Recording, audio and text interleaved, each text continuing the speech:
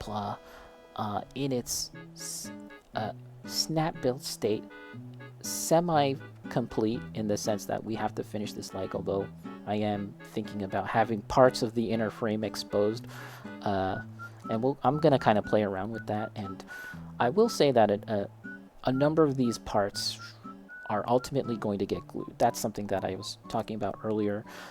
Just as I was kind of assembling this and kind of just messing around with it, manipulating it, parts were falling off, which is a little annoying. And admittedly, that could partially be a me problem, but it's also, from what I understand, looking and hearing about other people's experience with this model, that does seem to be a common thread for those that have built this model. And that is a little disappointing, I'll admit. But at the same time, I do love the RX-78. I do like the overall impression this thing makes, and so we're going to be doing something with it. I'm not 100% sure what I'm going to be doing with it, other than kind of some damage for sure, and as I said, kind of finding a single pose to put it in ultimately. But here it is for now in this state, and it's cool. They chose to really cut down on the colors for this, simply black and this very bright neon green.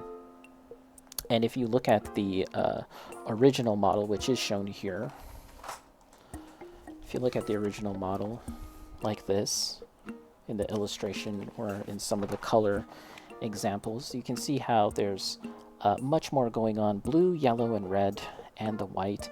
And so they've decided to just cut down on a lot of that. But I think when it comes to painting, because I do intend to paint this thing, we'll find a secondary color, possibly a light gray, or rather a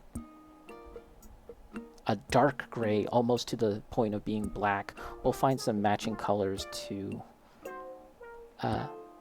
add some accents to this, because I think that the color choice is really cool for this as it is right now, but I think it'll be more interesting if we can just find a bit more variation, especially when you're looking at it right now. It's just kind of like predominantly black with some green, and so a lot of this detail, which is because it's been color separated, you can kind of appreciate all these individual parts and the details.